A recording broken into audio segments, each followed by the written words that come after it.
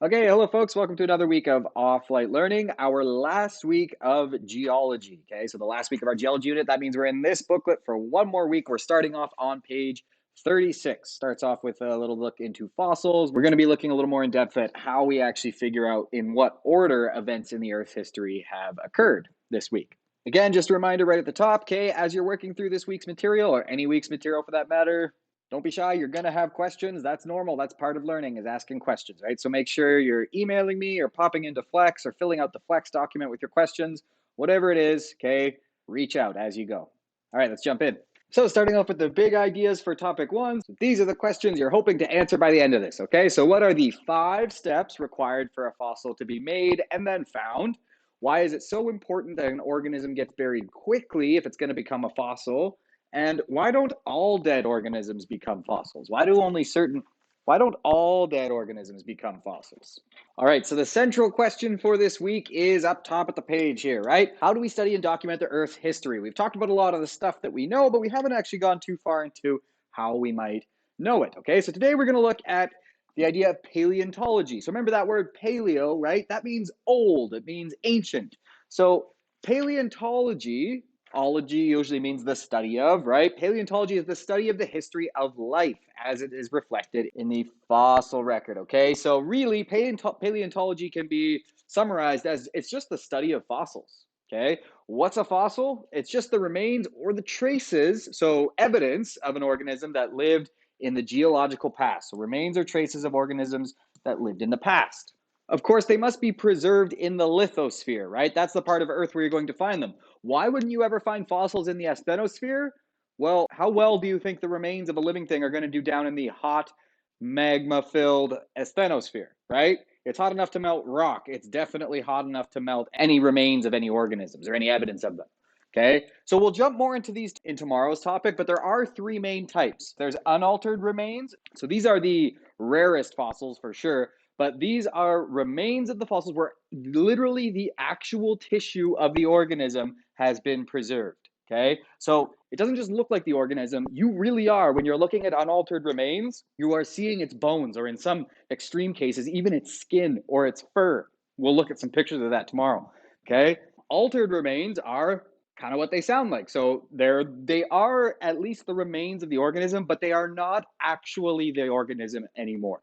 They have been transformed so that the shape or the structure of it has been preserved, okay? But the tissues themselves are not actually there. So these are much more common. Things like if you've ever seen like dinosaur bone fossils, there's a good chance they were altered remains, right?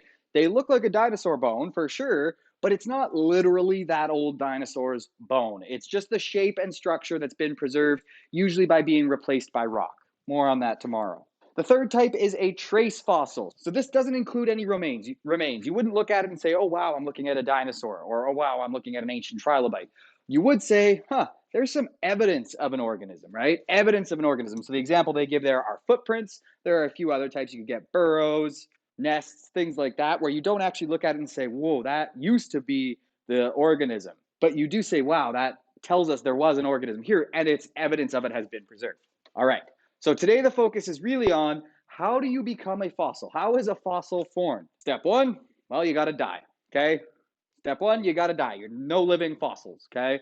So nothing really special there yet, right? Lots of things are going to die, but most things are not going to become fossils. So it's the next steps where things start to get interesting, okay? Just to stop here, for most fossils, the soft tissues are destroyed by decomposers. Okay, we'll talk more about decomposers in our biology unit, but you've seen them in past science course. They're things that break down dead stuff and return the nutrients kind of to the ecosystem to be recycled, right? So the kind of the soft bits, the bits that are the first to get decomposed, those are often gone. So you can kind of guess here, to have a fossil left over for us to find, right? It can't be completely decomposed, obviously, but for most fossils that we find, except like the best of the best unaltered remains that are very rare, usually the soft tissues, that stuff like the flesh basically, right, does still get decomposed, but the hard bones and the hard shells, those take a little longer to break down. And so we find a lot more of fossils that look like that because those will take longer to get broken down, which means they have a higher chance of becoming a fossil in step 2, burial. So this is crucial. Even though you might have got decomposed a little bit, okay, you need to get buried pretty quick so you're not exposed to scavengers and decomposers, things that are going to break you down. Okay, so the key thing here, the key step to becoming a fossil kind of throughout is don't get decomposed all the way. Okay, so you get buried to protect from further decomposition. That's from decomposers. Now, the faster this happens, the more likely you are to be fossilized. Why would that be? Well, the faster you're buried, the sooner you're protected from decomposers, the less time they have to come along and break you down, right? Really fine particles like clays or fine sand or silt can get into all the little cracks and details of the remains of an organism and really give you a very detailed picture. Okay, so fine grained particles allow more detail. Coarse sediments like bigger sand, okay, stuff like that will allow less details to show. This kind of makes sense, right? Because it can't get in as well to all the fine little nooks and crannies and make a really clear image of the fossil in the future. Okay, step 3, and this is really the most important step, okay? This is preservation. So something needs to happen now that is going to make the shape and structure of the organism last pretty much forever. The less common way of that for unaltered remains is that decomposition completely stops. Nothing actually is able to break it down. Okay. Now, where would you need to die for there to be nothing there to break you down? Well, you'd have to die where no decomposers can live. And decomposers can live in a lot of places. So you kind of have to die somewhere that does not support life at all. Okay. So those are usually places with low oxygen or low temperatures. Okay. So cold that nothing can live there, or something like tar or amber, which is tree sap that's hardened. Okay. Where nothing can live anyway because there's no oxygen in there. Okay. Those are much rarer because most things don't die in a place like that, right? Pretty much almost all places you die are going to have some decomposers. Remember, decomposers are things like bacteria and a lot of microorganisms. Those are everywhere. There's literally trillions of them just on the table that you're sitting here watching this. Okay.